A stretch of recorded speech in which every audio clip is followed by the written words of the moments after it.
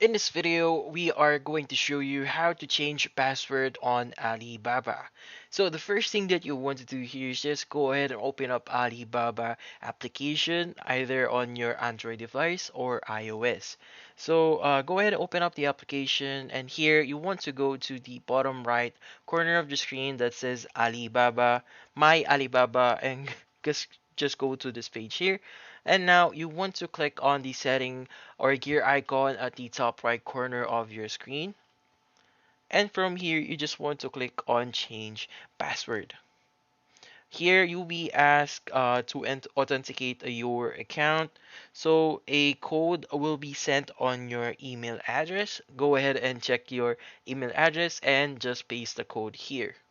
Now that you've added your verification code here, just press on the next button.